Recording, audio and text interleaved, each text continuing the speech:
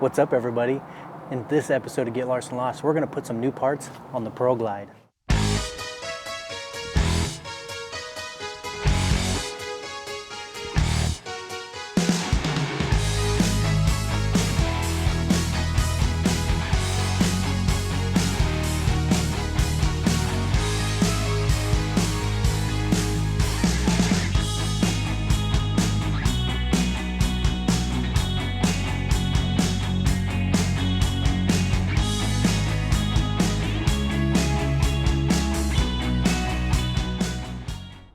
Alright guys, so since you decided you wanted to watch the longer version for the installation on the Wild Boar speakers, this is going to be the unboxing for that. Now this is their 400 watt amplifier. It's a plug and play system. It's designed specifically for Harley Davidson, which is really nice because it keeps you from having to do a ton of work. In fact, we don't have to cut any wires, and when I was talking to Scott, he said if we are cutting wires, we are doing something wrong. So that's what we're going to do today, is not cut wires. You guys can see we got some accessory wire stuff if you need it. We got our power cord, audio out, main input. Now this plate here, it's metal, but I mean it's kind of flimsy, but the whole idea of that is supposed to be flimsy so that you're able to bend it into place when you get it in there, because getting this around some of the wiring in there, you do have to bend it to get it to fit. But then obviously once you screw it in, everything's nice and tight and you're good to go. As you guys can see, I already took that out, so I'll just throw that over there. It comes pre-installed to a plate, but this plate is for the Street Glide. So we will be taking this off. Sorry, this is for the Street Glide. So we will be taking this off and installing the Road Glide plate, which is this guy. Now, disassembling it is super simple. I actually like what they did here. They used Velcro.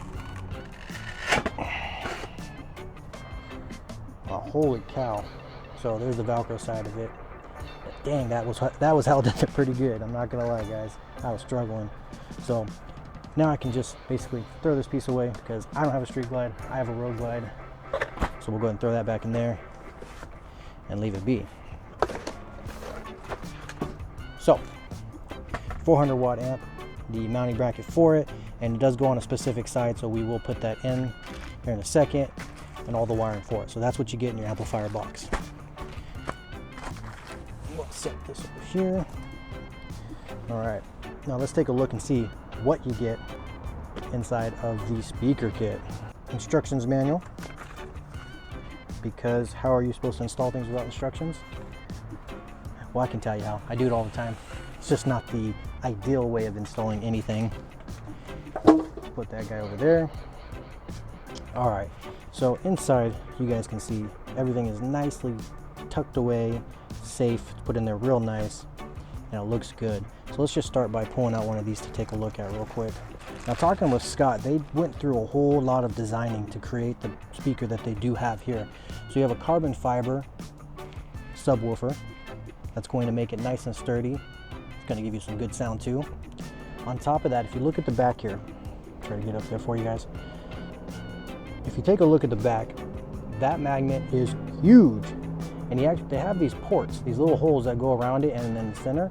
And that's actually there to cool down the magnet, because what happens is when you're running the sound really high, really loud, you're actually going to overheat your speakers or your subwoofers, and that's what can cause your sound to go out or you to blow a speaker. So they put a big magnet, and they also put holes to kind of divert some of that heat. It's definitely a nice looking subwoofer, and I will do a comparison to the stock subwoofer once we get into that. This I will open. I'm not going to be using this, but they do supply you guys, if you have chrome on your bike, they supply you with a chrome outer ring for your speaker. Of course, I have the Road Glide Special with the black package, I guess, and that is what I'm going to stick to because that is what I like. So taking a look at this, let me get this out of here. There is some importance to this speaker grill. It is not just thrown on there. It is not just whatever. They specifically picked the way this is for a reason. So if you guys can see, your tweeter is right in the center. If we flip it over here, the tweeter has this really nice round, I guess, surface. It's smooth and it's directly in the center. Now when you put this all together and your subwoofer is behind it, this sits directly in the center of your subwoofer. And the reason they chose to do that, the purpose for that, is ingenious. If your if your tweeter is somewhere random here, or it's not directly in the center of your subwoofer, it's going to cause deflection of sound, and it's going to kind of interrupt the way the sound is coming out of your subwoofer because it's bouncing off the back of the tweeter. So what they did is they put it directly in the center so that all the sound goes around the tweeter, and you get great sound on top of having both your subwoofer and your tweeter making sound. So again, I think what they did is ingenious. I'm excited to put it on there and get it all set up. Okay, well, that is about it for the Wild Boar stuff, and let's go ahead and get this sucker installed. First thing you have to do for the installation is come in here. If you're going to use the black trim like I am, or the chrome, you got to swap it out. But if you guys look, and I'll go ahead and take it apart here for you to see, you pop this out, it has these little tabs, and I don't know if I want to take it all the way out or not, but you guys can see it's coming apart from the little trim on the outside here. This piece comes apart from the grill. So they have these little tabs here. I'm trying to see if I can get it for you. There we go. You can kind of tell what I'm talking about. So these little tabs here, you have to bend them, and it goes all the way around. Now if you're going to swap it out, obviously swap it out with the chrome, and then do the same exact thing. Bend these tabs inward, keeping your grill in place to your trim. So that's what I'm going to go ahead and do real quick.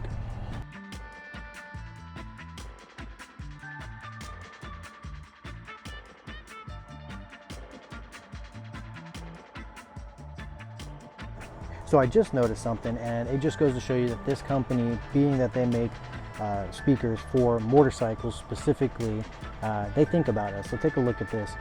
On the inside of this one, it says clutch. Right there on the tweeter, you see that? And this one, well, it says brake.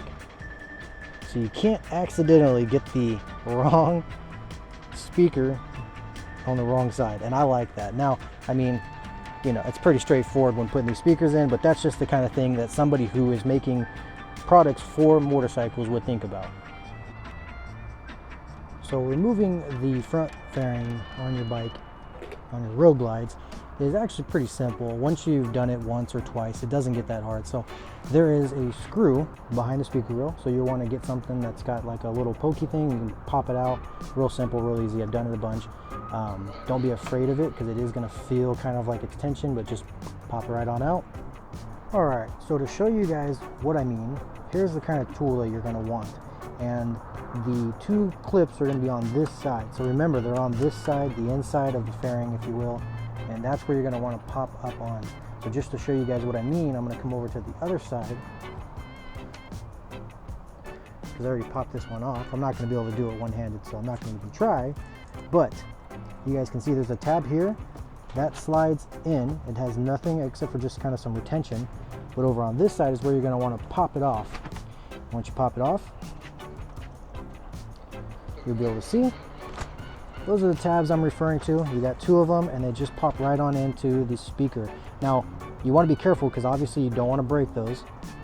They're just plastic, so you don't need to use a whole lot of pressure. But that's what I'm referring to when I'm talking about the tabs. And then you guys can see right here is the one screw you're going to have to pop off to get the front fairing off. There are two screws here. Now, if you're just removing the front, you don't have to take both screws out, but because I'm taking this piece off and replacing it, I'm going to remove both screws anyway. You're going to have a screw right here. That is for your blinker, obviously, so you'll want to take that one out, pop it out. 1, 2, 3, and 4 screws that hold in your windshield. Let's get this going.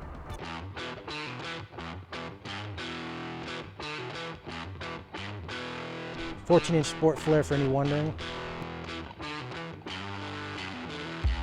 So you guys can see right here, this is where your blinkers are, and you're going to want to just disconnect on both sides of your blinkers. I'm going to take 2 screws. We're going to go ahead and put them right back in here. And they don't need to be tight, they're just there to hold the weight in case it falls down while we're taking everything apart.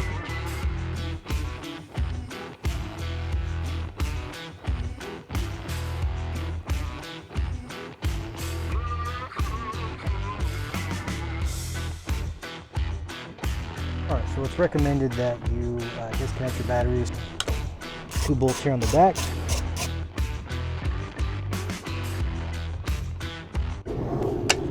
Pop these guys out here. It's easy peasy.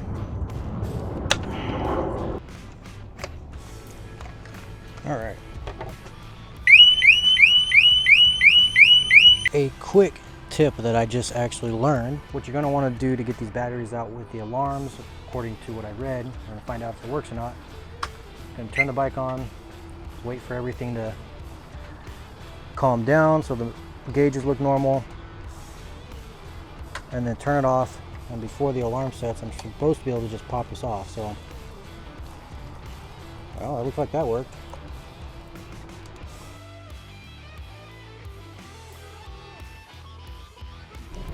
So this isn't a difficult thing. You're just going to have to remove your old grill, and then it'll expose your stereo. And so all you have to do is go in there, unscrew the 4 bolts, pull the old speaker out, pop the new one in. So I'm going to do that real quick for you guys, and then I'll do the other one off camera, but you guys will get the idea. This is part of the Boom audio system, so more likely than not you won't have this if you have a stock, but this is part of the Boom audio. Okay, so see if I can show you guys this when I pull it out here. There's a tiny tab right here on the inside. I'll have to show you in a second, but it's easy if you kind of go around to one of these screw holes are, and you use that little area. Take a look in here. There's these tabs. See that tab right there? That's the tab you'll be able to get around because it's the smallest one of the all, so, or the others. It's the smallest one, so it's a little difficult, but you guys can make it work. I have faith. Okay, so there is a little bit of prep work here, so I wanted to talk about that real fast. I did mention before, earlier on, that we have to obviously switch out this board from the other one that it's already installed on, but that's about it for the prep work there. On your new covers, what you have to do is take your stock one, and there's a little rubber piece that goes around the end here. Little rubber piece that goes around the end. You're going to take that rubber piece off, along with these right here, the little clips. Try to get that up there so you can see. And you'll put those on the new one here. So that's pretty simple, nothing to that. Other than that, that's about it for the prep work on this side of things. Now I really wanted to show you guys this side by side, and let's take a look at this one here. So that is a huge difference in the magnet size, and I'm going to get some massive amount of power coming out of these things. I cannot wait. You guys can even see sidewise, it's huge. Now I will say it's a tight fit getting it in, but it all fits. I already did one side, so we're set on that, and I'll show you guys putting it in on the other side. Okay, I'm gonna try to put you guys in a location where you can see this. It is definitely a little tight going in, but you guys will be able to do it just fine.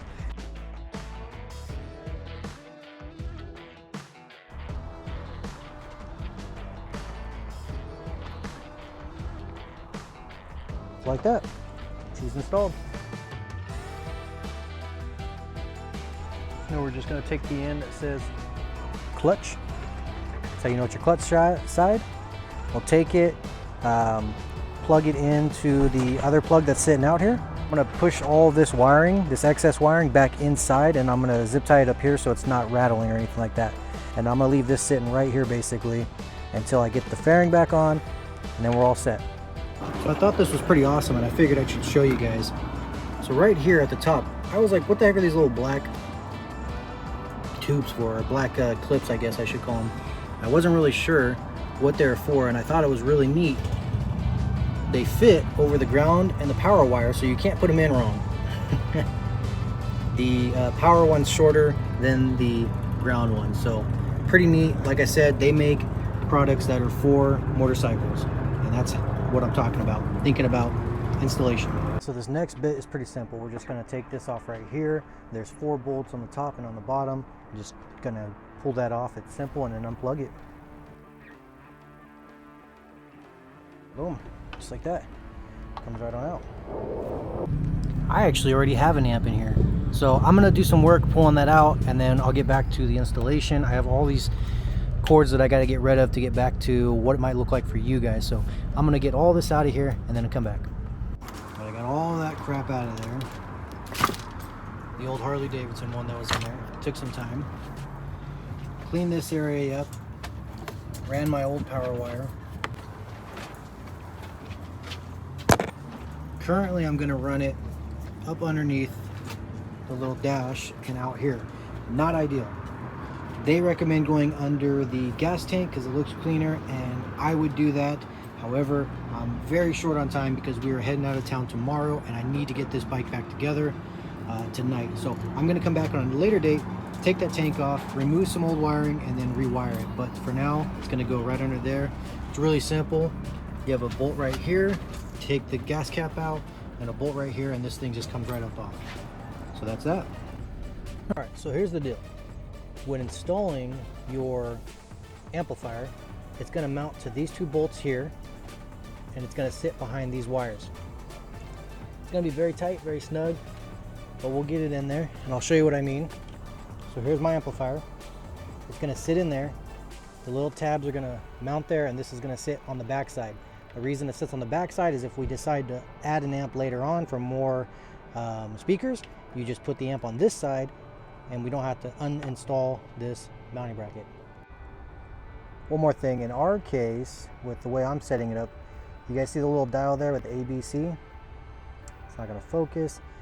Basically, you want that set to A. There are some other settings on there for other reasons, but because I'm using just two speakers up front, we're gonna have that on A. Just a little heads up for you guys there. So they weren't lying. That was definitely a tight fit.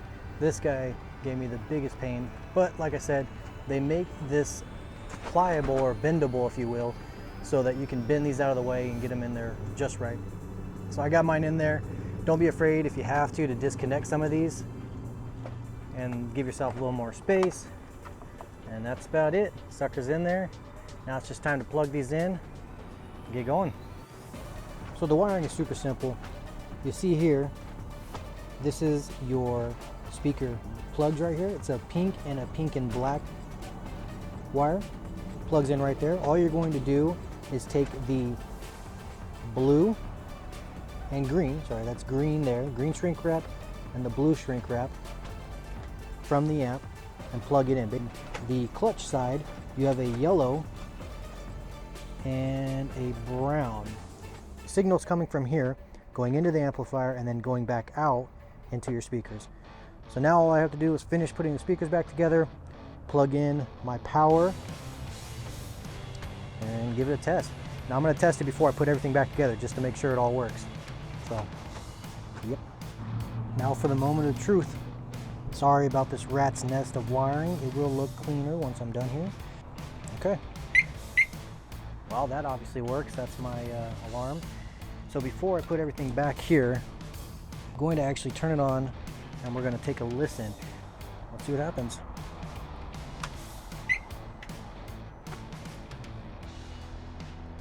It's always a good sign when I don't have a ton of warning signs. All right, so these guys are so awesome at Hogtunes. I am already happy that I went with them again.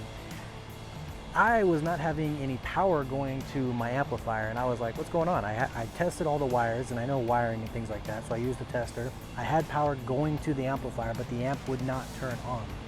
So I reached out, and I just texted Scott, who's their tech over there, and I said, hey Scott, I got power, but it's not turned on. What's going on? So Scott sent me a list of things to check. I checked them, they were good. And then he said, well, start the bike up and try that. I started the bike up, boom, amp turns on, starts playing. Sounds good, but I gotta get it tuned first, so I'm gonna get that done. I'll talk about that in a second. I was super excited. I told Scott, hey, it's working, the amp's on, and he let me know that sometimes the amp will not turn on if it doesn't have enough power. So if the power from the head unit is not enough, it's not going to turn on, because obviously I'm assuming it's a fail-safe so that it doesn't drain your battery when you're low on battery. Customer service was amazing. It was a quick, easy phone call. Actually, a text message. I didn't even have to call them. I texted them. So, right on Hogtunes. I'm looking forward to getting this tuned and hearing it on the road. So the install is complete, and now it's as simple as getting everything cleaned up, put back together, and then we'll be done. All right, one step closer. Got the light back in. Always double check, so I double check to make sure everything works. And yeah, let's get this sucker back on. Alright, so the last piece of the puzzle is to go to TechnoResearch, locate a dealer near you that does the tuning, and bring it on in and have them tune your head unit. It takes about 15 minutes or so, and then you'll have music. Again, I didn't do any video clips prior to this because obviously without the tune it's not going to sound right, so that's what we're doing.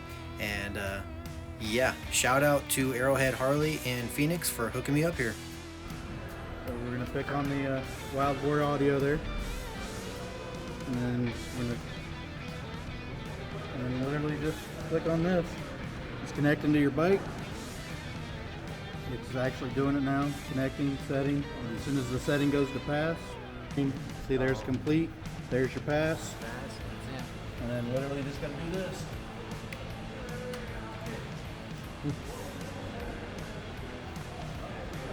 That's it.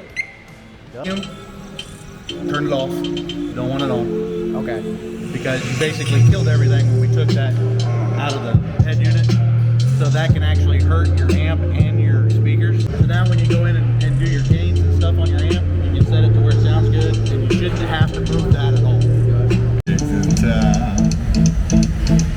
Alright guys, so here is going to be an audio test. It's slightly windy. What I decided to do was use two microphones, one on the seat and one on my chest, and we are going to listen to some loud music. Now here's the thing, I'm going to go ahead, I'm not going to turn it all the way up. We're going to do, because it gets really loud.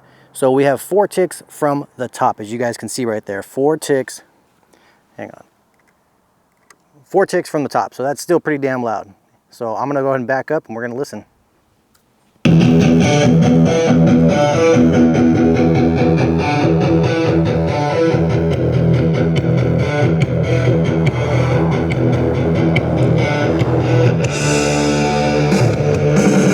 Alright, let's switch over to the audio on top of the seat.